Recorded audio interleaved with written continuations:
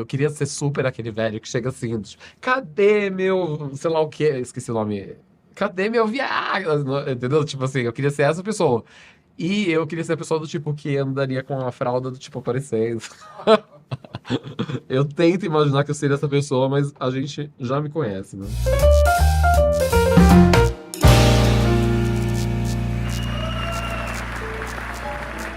Boa noite, meu nome é Felipe Mion, esse é o canal Crime e Comédia. Se você é novo aqui, oi. E se você não é novo aqui, oi. No Crime e Comédia, a gente fala de true crime, mas a gente tenta fazer isso da forma mais leve possível. Então, se você gosta de true crime, mas odeia ter pesadelos, eu sugiro que você se inscreva nesse canal, porque é para isso que eu tô aqui. Vocês já perceberam que nesses documentários sobre serial killers, quando o repórter entrevista vizinho, geralmente os vizinhos falam tipo, nossa, tô chocado. Ele parecia ser uma pessoa tão feliz e normal. Já perceberam isso? Provavelmente serial killers são felizes e aparentam serem normais, porque eles fazem o que eles amam na gente. E esse vai ser o caso do nosso serial killer de hoje. O serial killer de hoje era super respeitado pela comunidade, amado por todos, inclusive fazia trabalho voluntário em hospitais vestido de palhaço. A história de hoje é sobre Robin Williams. Não, brincadeira. Hoje a gente vai falar sobre o John Wayne Gacy. O John Wayne Gacy nasceu em 17 de março de 1942 em Chicago. Ele tinha 2 irmãs e ele era o filho do meio. Ele nasceu com um problema no coração que o impedia de fazer exercícios e por isso ele sempre teve problemas de peso, o que deve ter gerado muito bullying, né, gente? O John tinha uma boa relação com as irmãs e com a mãe, mas é relatado que a relação com o pai dele, que também se chamava John, era bastante conturbada. O pai do John era alcoólatra e abusivo com todo mundo da casa, mas o John Jr. era o foco principal do abuso do pai, que era abuso verbal e físico. Às vezes, a mãe do John tentava proteger o filho, mas aí sobrava para ela. E quando ela fazia isso, o pai do John chamava o John Jr., né, o filho, de aspas, filhinho da mamãe, fecha aspas, ou de aspas, viadinho, fecha aspas. Além disso, era comum que o pai do John dissesse que o filho iria crescer e virar um, aspas, viadaço, fecha aspas. Aos 5 anos de idade, o John supostamente foi vítima de abuso sexual praticado por uma menina mais velha, e depois, em 1949, quando o John tinha 6 ou 7 anos de idade, ele e outro menino foram pegos abusando sexualmente de uma menina. Quando o pai do John descobriu sobre esse abuso, ele deu a maior das surras no John. É dito que essa surra foi a mais marcante na vida do John, mas, por outro lado, ele tinha abusado de uma menina, né? Tipo, meio que surra merecida, né? Talvez, não sei, desculpa, mas, né? No final do caso, acho que vocês vão pensar que foi merecido. Aos 8 anos de idade, aproximadamente, o John começou a ser abusado por um membro da família dele. A pessoa que abusava o John nessa época dizia que iria levar o John para tomar sorvete e depois dizia que iria mostrar posições daquele esporte wrestling, sabe? Não sei a tradução. Wrestling é o que? Wrestling. Tipo luta livre, né? Wrestling. Assinado Luciana Gimenez. Você tá brava? Não, querida, não tô brava. Como o pai do John sempre achava motivo para bater no filho, o John resolveu não contar para ele que ele estava sendo molestado por essa pessoa próxima da família. Mas, em algum momento, ele disse pro pai dele que ele não queria mais ficar sozinho com esse amigo da família, e aparentemente o abuso parou por aí, sem o John precisar contar o que estava efetivamente rolando. E eu fiquei até pensando se o pai do John não desconfiou de nada, porque supostamente ele nem pediu explicações sobre o motivo pelo qual o filho não queria mais ficar sozinho com aquela pessoa. Enfim, teorias da minha cabeça. Buscando aceitação dentro da comunidade, o John se tornou aos 18 anos capitão assistente de pré-sincronia para o Partido Democrata. Nem sei o que é isso, gente. O pai do John não ficou impressionado com o cargo do filho e deu um novo apelido para o John. Aspas, calcinha. Agora que eu... Um Axel calcinha. Axel calcinha! No último ano do colegial, o John desistiu da escola e se mudou para Las Vegas, onde ele arrumou um emprego numa funerária. E, gente, né, que bizarro. Assim, tem que ter alguém que trabalhe em funerária, mas assim, sabendo tudo que vai acontecer.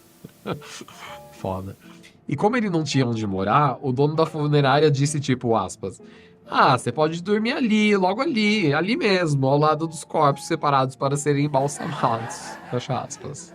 Nesse período, durante as noites em que o John passava sozinho na funerária, ele gostava de dormir abraçado, de conchinha, com os cadáveres. Haja vista, talvez, né, a infância horrível dele. Acho que esse foi o mais perto de um ursinho de pelúcia que o John já teve na vida. Desculpa da risada, mas eu achei engraçado.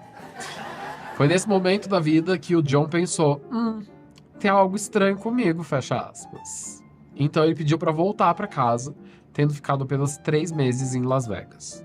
Quando ele voltou para casa, ele começou a estudar administração e arrumou um novo emprego em uma fábrica de sapatos que alocou o John para trabalhar em Springfield, no estado de Illinois, como vendedor. Em Springfield, o John se juntou a uma ONG chamada JC Organizations, que tinha como foco empreendedorismo e serviços comunitários. Em 1965, o John se tornou vice-presidente dessa JC Organizations. Durante esse período, o nosso amigo serial killer de hoje conheceu uma colega de trabalho chamada Marilyn Myers. Eles namoraram, ficaram noivos e 6 meses depois se casaram. Mas o John não foi exatamente fiel nesse tempo todo, né? Não. Numa noite, ainda antes do casamento, o John ficou bêbado. E aí ele contou pra Marilyn que uma mulher fez um chup-chup nele. Mas, tipo, é narrado que ele contou de uma forma que pareceu que ele não teve nada a ver com aquilo, sabe? Tipo, uau, eu tava lá, super normal. E aí a boca dela caiu diretamente na minha piroca. Tipo isso. A Marilyn perdoou e o casamento foi pra frente. Gente, outros tempos, né? Eu nem sei como que ele deu essa desculpa, assim, do tipo, nossa, a boca dela simplesmente apareceu ali. Perdoou, o casamento foi pra frente, tá bom. Depois do casamento, o pai da Marilyn, que tinha 3 KFCs em Illinois, ofereceu ao John a posição de gerente dessas 3 lojas. E o John, logicamente, aceitou. E o casal se mudou para a cidade de Waterloo. E nesse ponto, a vida do John parecia perfeita. Tipo, ele tinha uma esposa que gostava muito dele, um ótimo emprego. E em 1966, o casal teve um filho, seguido por uma filha em 1967. E além disso tudo, um dia, o pai do John foi visitar a nova família do John. E é relatado que nessa visita ele pediu desculpas ao John por todo o abuso que ele fez contra o filho e que o filho passou. É dito que ele disse que era um pai muito arrependido e que ele era muito orgulhoso da vida que o filho tinha criado para ele. Final feliz, né? Mas, nada. Lembra que o John fazia trabalho voluntário num lugar chamado Organizações JC em Springfield? Então, quando ele se mudou para Waterloo, ele continuou nessa organização, que lá em Waterloo chamava Waterloo JC. O John e outros membros da Waterloo JC estavam altamente envolvidos com drogas, pornografia, prostituição e swing. O que, se fosse algo consensual e só envolvesse adultos, acho que tudo bem, certo? Aparentemente, não. Porque tinha coisa de religião misturada nesse lance das organizações JC e, obviamente, tinha uma correlação com tráfico de pessoas. Aparentemente, supostamente, digamos assim. De qualquer forma, além disso, o John abriu tipo uma baladinha escondida e alternativa no porão da casa dele, onde ele dava festas a esse estilo, né, dessas festas da JC de Waterloo, só que voltada para os subordinados do KFC, que ele era gerente do KFC, lembra? E essas festas fizeram com que esses empregados amassem o John, tipo, que chefe bacana por dar festa pra gente, né, tipo isso. O John, durante essas festas no porão, parecia gostar de ficar mais tempo com os homens, o que não seria um problema se não fosse o fato de que eles não eram homens. Muitos deles eram garotos adolescentes que o John embebedava e com os quais ele tentava praticar atos sexuais. Muitas vezes os adolescentes diziam, ei, curto isso não. E aí o John dizia, brincadeirinha, eu tava testando sua moralidade, tipo isso. Por volta de agosto de 1967, o John começou a arriscar mais.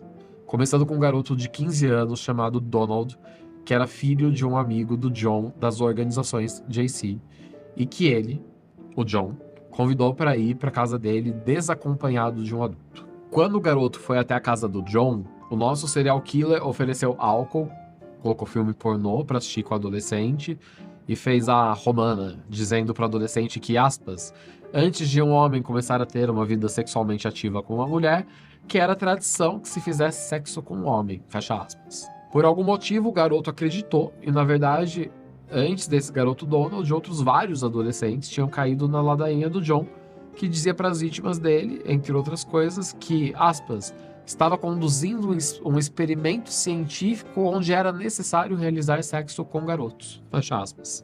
Vomitei um pouquinho na minha boca. Delícia. Em troca pela, aspas, participação no experimento científico, fecha aspas, o John pagava $50 para as vítimas dele. Apesar dessas vítimas que eu mencionei, nesse ponto dessa história, o Donald foi a mais importante delas, porque após o ataque, ele contou pro pai dele o que tinha acontecido, e o pai desse garoto foi à polícia, e essa foi a primeira vez que o John foi preso. Obviamente, o John negou o ocorrido e acusou o pai da vítima de ter feito a acusação por motivos políticos, inclusive exigindo que a polícia realizasse um teste de polígrafo no John para provar que o John era inocente. O John fracassou no teste do polígrafo e o John foi formalmente acusado pela prática do crime de sodomia. Como o teste do polígrafo não é considerado prova legítima, o processo contra o John foi respaldado essencialmente no relato da vítima. Então, o John, que não tinha desistido de sair ileso, decidiu, em 30 de agosto de 1968, contratar uma pessoa para agredir a vítima, que seria a testemunha central no processo, para tentar convencer a vítima, tipo esse garoto chamado Donald, a não testemunhar no tribunal. A pessoa que o John contratou para bater no Donald aceitou o trabalho, pegou o dinheiro e depois foi na polícia, onde ele informou sobre esse plano do John. Por causa disso, a acusação de intimidação de testemunha foi acrescida à de sodomia nesse processo contra o John. Durante o processo, o tribunal ordenou que o John Wayne Gacy passasse por uma avaliação psiquiátrica e ele foi diagnosticado com desordem de personalidade antissocial, ao mesmo tempo que foi determinado que ele era são para ser julgado. Ou seja, que ele era capaz de discernir o que era certo e o que era errado. Além disso, a equipe psiquiátrica desse processo informou que era improvável que o John Wayne Gacy pudesse se beneficiar de tratamentos e que, portanto, segundo o laudo psiquiátrico, existia uma alta probabilidade de reincidência. E, infelizmente, o tribunal não deu muita atenção a essa parte da perícia. Durante o julgamento, em 7 de novembro de 1968, o John se declarou culpado das acusações, mas, ao mesmo tempo, afirmou que foi a vítima, aspas, que deu em cima dele, não o contrário. Em 3 de dezembro de 1968, John foi condenado a pena de 10 anos de prisão. Na mesma época da condenação, a Marilyn pediu o divórcio do John e requereu a guarda exclusiva dos filhos, o que ela conseguiu. E o John nunca mais viu a esposa, a Marilyn, e também nunca mais teve contato nem viu os filhos dele. Na prisão, o John continuou sendo bem relacionado. E eu não tô falando que ele virou, tipo, a vadia do pavilhão, não. Apesar que eu super acho possível que ele tivesse virado voluntariamente a vadia do pavilhão. Mas o que eu quero dizer é que dentro da prisão, ele se tornou um tipo de político, representante dos apenados, chefe de cozinha e, como se não bastasse, lembra das organizações JC, que tinha em Las Vegas, depois em Springfield, depois em Waterloo? Pois é, na prisão o John se tornou líder das organizações JC para os prisioneiros. O John tinha tanta lábia que ele, inclusive, conseguiu convencer a instalarem uma quadra de golfe no presídio. Tipo, meu, golfe é um esporte caro, né? Tipo assim, foda. Depois de servir apenas 18 meses da pena de 10 anos de prisão, foi concedido ao John liberdade condicional por bom comportamento. Após sair da prisão, o John voltou para Chicago, onde ele conseguiu um emprego como cozinheiro em um restaurante. E em menos de um ano depois de solto, ele foi acusado por estuprar outro garoto adolescente em 2 ocasiões distintas. Mas ambas acusações foram retiradas e o processo não foi para frente. Nesse período, o John entrou em contato com a mãe dele e pediu ajuda para comprar uma casa em Cook County, em Chicago, onde ambos, o John e a mãe dele, se mudariam na sequência.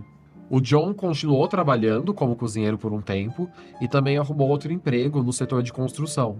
Mas o segundo emprego começou a dar super certo ao ponto de expandir para algo como design de interiores e ao ponto do John conseguir trabalhar exclusivamente numa empresa de construção fundada por ele.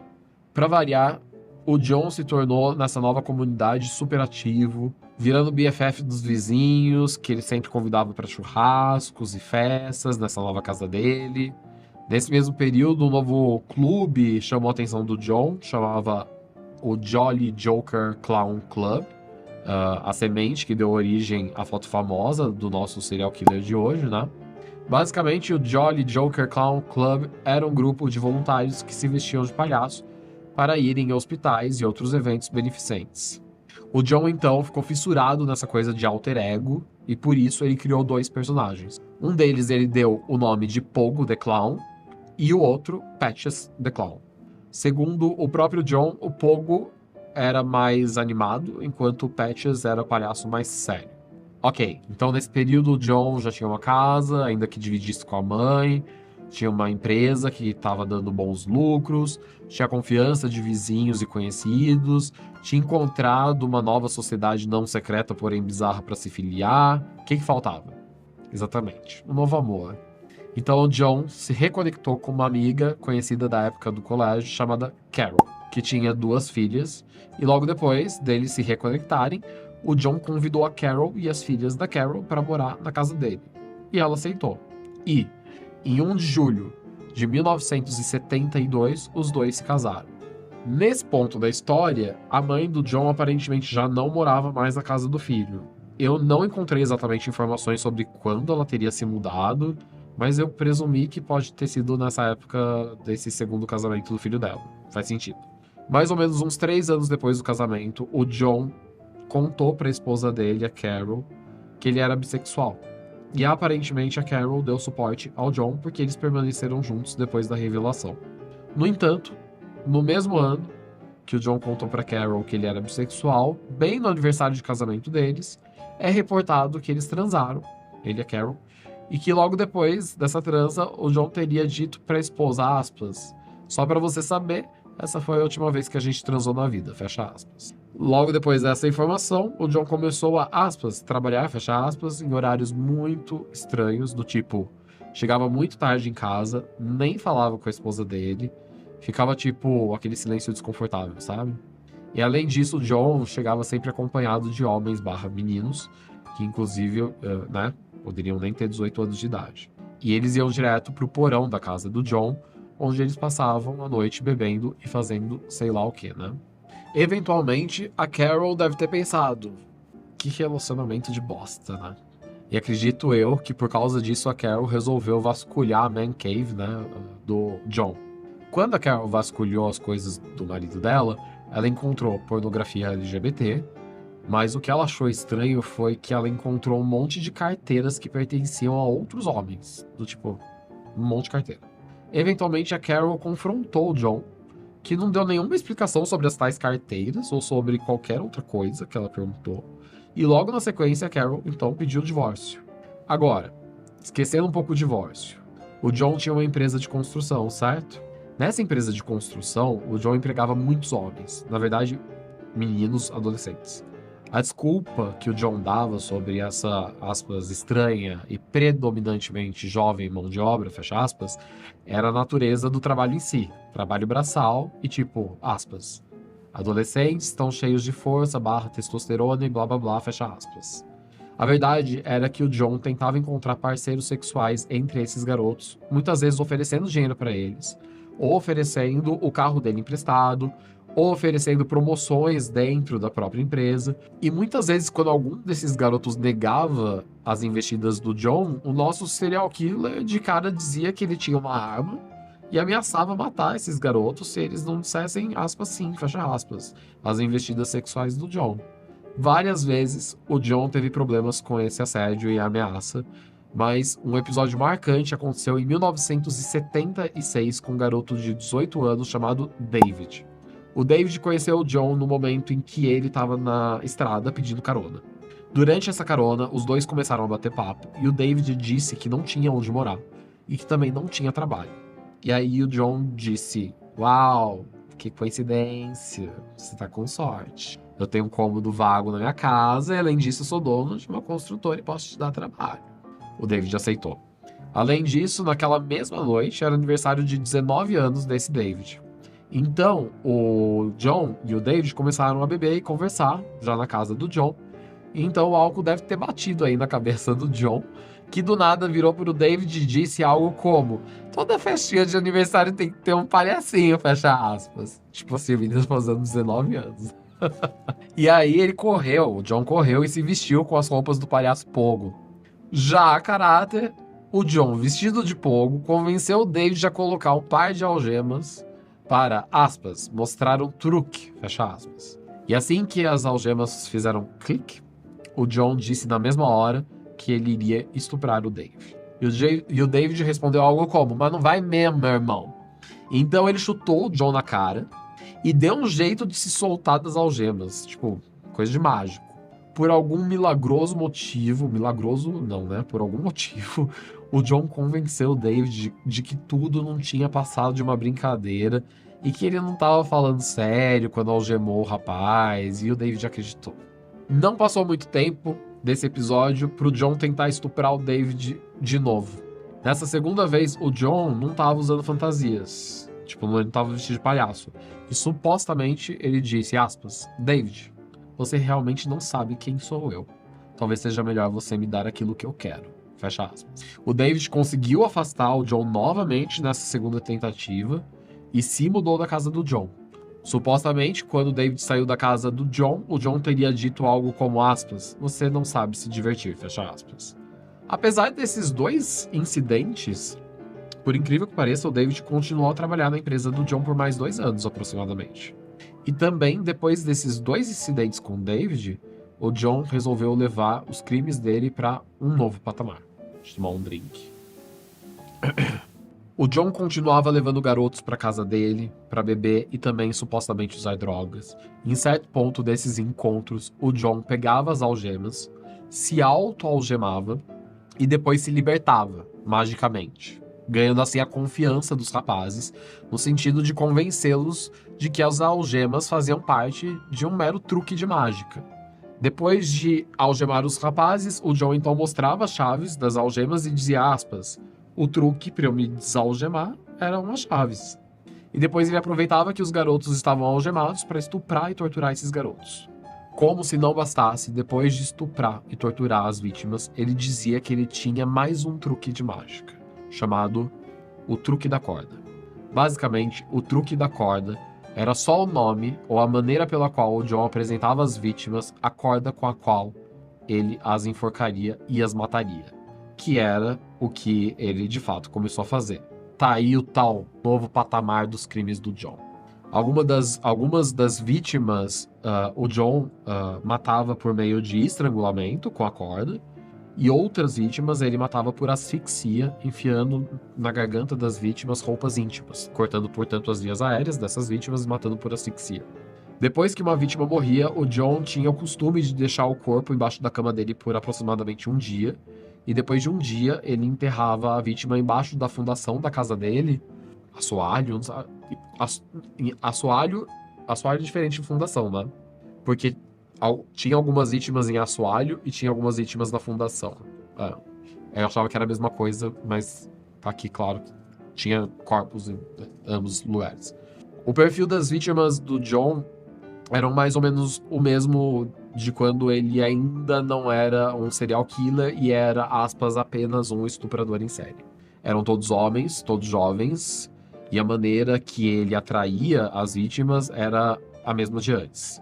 Algumas vítimas eram garotos pedindo carona, outros eram caras para os quais o John prometia emprego, outros eram pessoas que trabalhavam na empresa do John, e alguns ele solicitava na rua se passando por policial. Tipo, ele convencia a vítima de que ele era policial e que a vítima que poderia ser um garoto de programa, por exemplo, estaria encrencada se não fosse com o John na casa dele para transar.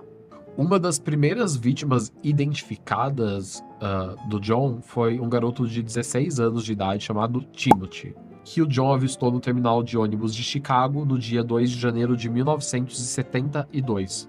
Nesse dia, o John abordou o Timothy e disse que estava tarde, que ele tinha percebido que o Timothy parecia não ter onde ficar, e ofereceu ao garoto a casa para passar a noite, prometendo levar o garoto de volta à estação no dia seguinte para que o Timothy pudesse pegar o ônibus e voltar para casa dele.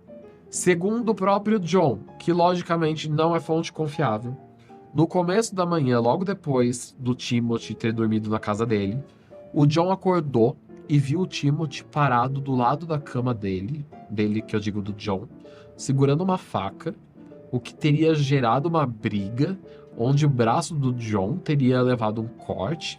Depois disso, o John disse que conseguiu tirar a faca da mão do garoto e que, aspas, no calor da emoção, esfaqueou o Timothy diversas vezes no peito, fecha aspas. Você acreditaria nisso?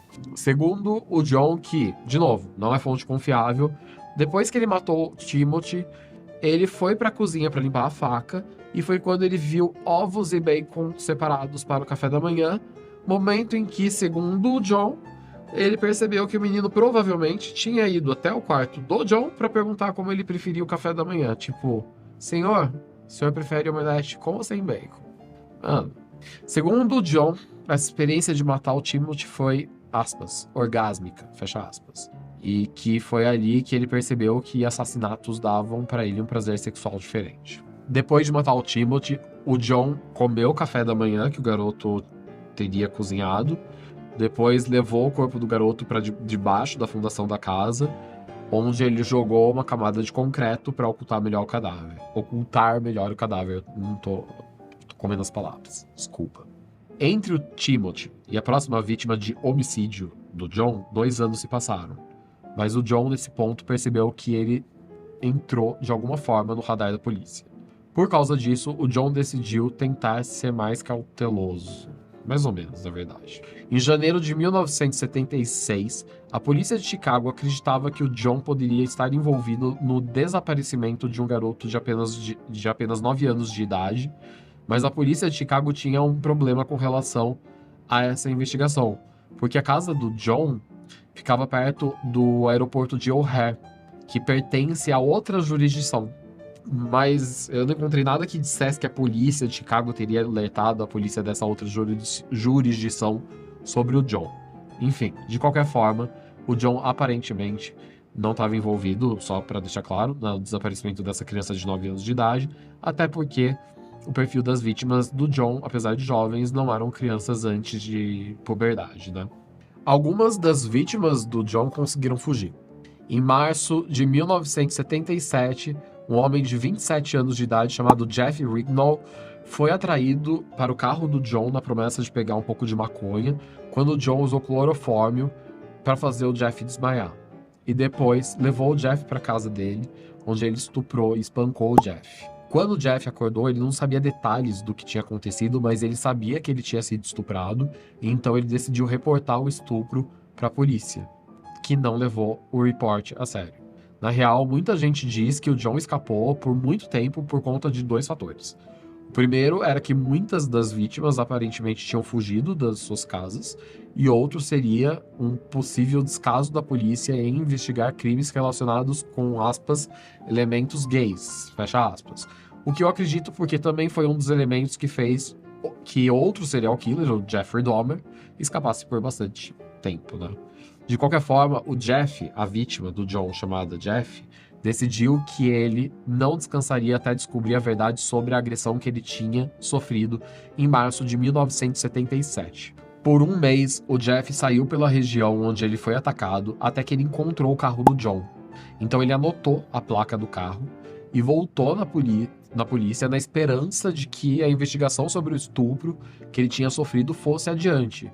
O que aparentemente não aconteceu porque o John foi indiciado apenas por, aspas, battery.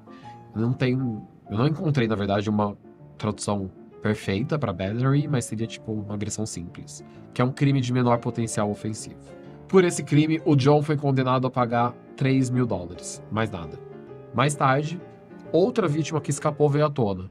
Era um garoto de 19 anos de idade e, quando o John foi questionado pela polícia sobre esse novo ataque, o John disse que tinha sido consensual e que a gravidade dos ferimentos do garoto, fecha aspas, eram porque o garoto era seu, aspas, escravo sexual consensual, fecha aspas, e a polícia acreditou no John, assim como a promotoria, que decidiu não exercer o poder de persecução penal contra o John nesse caso. Mesmo com esses dois casos públicos do John, a reputação dele se mantinha intacta na sociedade. E uma prova disso é que o nosso serial killer de hoje, que era bastante ativo na vida civil, tirou uma foto com a primeira-dama dos Estados Unidos da época, a Rosalynn Carter, em 1978.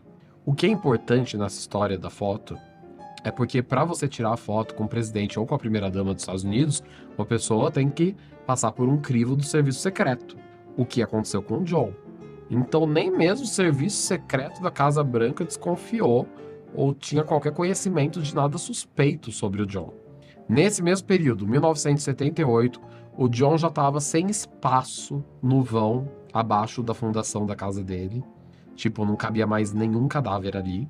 Então ele começou a descartar corpos, 5 corpos, para ser exato, num rio da região que ele morava ali de Chicago. Em 11 de dezembro de 1978, às 21 horas, um garoto de 15 anos de idade chamado Robert estava terminando o expediente dele numa farmácia local, uma farmácia Kodak local, quando a mãe dele apareceu para buscar o garoto e levar ele para casa para comemorar o aniversário de 46 anos de idade dela. O Robert então saiu da loja e pediu para a mãe dele esperar alguns minutos para que ele pudesse conversar com o homem que estava ali e que tinha oferecido ao Robert um trabalho na empresa de construção dele, prometendo pagar o valor de $5 a hora, o que era o dobro do que o garoto ganhava na farmácia Kodak. O garoto nunca mais foi visto. Depois de algum tempo esperando ali, a mãe do Robert começou a ficar preocupada e resolveu voltar para casa. E a família inteira do Robert começou a procurar por ele. E, às 23h30 daquele mesmo dia, depois de não ter encontrado nenhum sinal do garoto, a família decidiu ir na polícia reportar o desaparecimento do Robert. Quando o Robert foi reportado como desaparecido, o tenente da polícia decidiu ser a pessoa a liderar a investigação, porque o Robert frequentava o mesmo colégio que o filho desse tenente, o que provavelmente mexeu com alguma coisa emocional, ao ponto do tenente pensar, isso poderia ter acontecido com meu filho, certo? Esse tenente / investigador, então descobriu que a empresa do John Wayne Gacy tinha sido responsável por uma reforma recente na farmácia Kodak, onde o Robert trabalhava, e por isso ele pensou que o John poderia ter sido a pessoa que estava conversando com o Robert sobre o tal possível emprego. Então o investigador telefonou para o John e deixou um recado pedindo para que o John fosse à delegacia falar com ele. Em 12 de dezembro, às 23 horas mais ou menos, o John retornou o telefonema do investigador e disse que iria à delegacia falar sobre o desaparecimento do Robert. Então, apesar do horário, o investigador ficou aguardando. Mal sabia o investigador que nesse exato horário o John estava em vias de descartar o cadáver do Robert. E as horas passaram. E à 1h da manhã, o John ainda não tinha aparecido na delegacia. Depois de descartar o corpo do Robert naquele rio que eu mencionei mais cedo, o John começou a se dirigir para a delegacia para falar com o investigador, quando ele bateu o carro num punhado de neve e o carro teve que ser rebocado. Isso aconteceu por volta das 2h da manhã. Às 3h da manhã, e coberto de neve e de lama, o John apareceu na delegacia para falar com o investigador, que, é claro, já não estava mais lá, e aí pediram para que o John voltasse no dia seguinte. No dia seguinte, o John foi à delegacia e o investigador teve instantaneamente uma bad vibe ao falar com o John. Então ele decidiu pedir ao John para que a equipe policial pudesse verificar a casa dele. O investigador, na real, desconfiava que o Robert poderia ter sido sequestrado pelo John e que poderia estar vivo na casa do John. O John concordou com isso, o que é bom, porque aí, nesse caso, o investigador, tendo o consentimento do investigado, não precisaria de mandado de busca e apreensão para vasculhar a casa. E isso é relativamente importante, mas eu já digo por quê. Na casa do John, a polícia não encontrou nada ligado diretamente ao desaparecimento do Robert, mas eles encontraram pornografia gay, seringas e agulhas, uma corda, lembra do truque da corda? As algemas, e por mais que esses itens não sejam ilegais para que uma pessoa tenha em casa, o investigador decidiu continuar vasculhando até que ele encontrou um recibo de fotos que estariam sendo reveladas na farmácia Kodak, onde o Robert trabalhava. Essa pequena evidência, esse recibo, foi o suficiente para que os policiais decidissem ampliar a investigação para os automóveis do John, que foi um equívoco, já falo depois. Em um dos veículos, os investigadores encontraram um cabelo que não parecia pertencer ao John e, além disso, um cão farejador de cadáveres indicou que ali, naquele carro, havia cheiro de corpo humano morto. Ainda assim, como nenhuma evidência poderia ser caracterizada como prova que ligasse o John ao Robert, o John, que nesse tempo todo tinha ficado sob custódia da polícia, foi liberado. Mas mesmo assim, alguns itens foram confiscados pela polícia para passarem por perícia. Em 16 de dezembro, um dos itens confiscados pela polícia, que era um anel, voltou da perícia como sendo positivo para a identificação de um garoto que tinha desaparecido há pelo menos 2 anos. Além disso, alguns dos garotos que trabalhavam na empresa de construção do John informaram para a polícia que alguns meninos que trabalhavam ali na empresa simplesmente tinham desaparecido. Sabendo de tudo isso, o John resolveu que seria uma boa estratégia convidar a polícia para tomar um brunch na casa dele. Essa estratégia não foi muito boa, porque um dos policiais que foi ao brunch é coisa bem de viado, mas eu posso, porque eu sou também. Eu posso falar isso, sabe, bichona.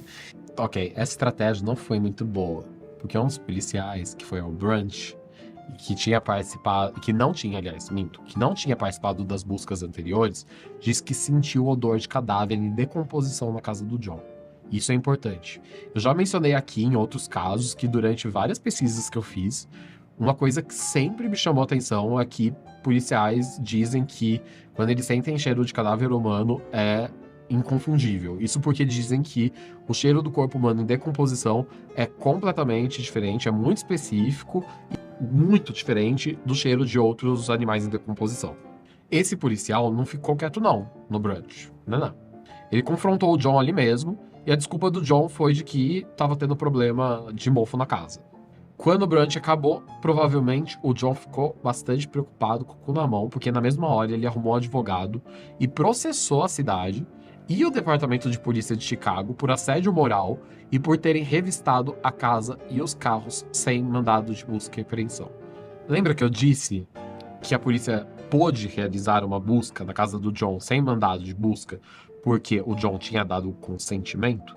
De fato, eles não precisavam de mandado nesse caso, mas uma argumentação plausível para o processo do John contra o Departamento de Polícia e contra a cidade seria a de que o consentimento não se estenderia aos carros, que também foram revistados, e também à coleta de objetos que foram levados à perícia. Ups, apertei alguma coisa aqui. Durante uma reunião entre o John e o advogado dele, que aconteceu em 20 de dezembro de 1978, o John supostamente viu na mesa do advogado um jornal onde na primeira página teria uma matéria sobre o Robert, o garoto desaparecido. E o John teria dito ao advogado que o garoto estava morto e que o corpo estava num rio local, aquele rio lá que eu falei já várias vezes.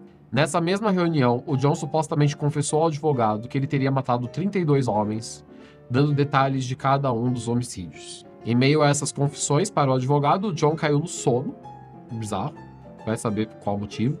Enquanto o John dormia, o advogado, que tinha que pensar em alguma estratégia de defesa, achou melhor chamar um psiquiatra para que o John passasse por uma avaliação que pudesse determinar se ele era inimputável. Mas quando o psiquiatra apareceu, o John dispensou o psiquiatra, dizendo que tinha coisa para fazer e que foi embora. E nessa hora a gente tem que lembrar que lá em 1968, quando o John foi condenado por sodomia e intimidação de testemunha, ele tinha sido diagnosticado com desordem de personalidade antissocial, mas também tinha sido determinado que ele era legalmente são. Vale dizer que ele sabia a diferença entre certo e errado e que, segundo a perícia médica daquele ano, 1968, os psiquiatras já tinham alertado sobre a alta probabilidade de reincidência. Voltando. Paralelamente a esse encontro com o advogado, onde ele confessou, etc, blá blá blá, etc., E depois do brunch, a convite do John, a polícia tinha certeza que tinha algo muito errado com o John, e por isso eles começaram a seguir o John. E em 21 de dezembro de 1978, a polícia apreendeu um pacote que o John tinha repassado no posto de gasolina para uma pessoa que trabalhava ali, e que dentro desse pacote tinha bastante maconha. E essa foi a desculpa perfeita para que a polícia pudesse prender o John novamente para realizarem novas buscas na casa dele, dessa vez portando mandado de busca e apreensão por via das dúvidas. Além da busca, os investigadores também entrevistaram novamente os empregados da empresa do John, e 2 deles informaram aos investigadores que recentemente fizeram um trabalho de ampliação da parte abaixo da casa do John, do assoalho. Do assoalho não, da fundação.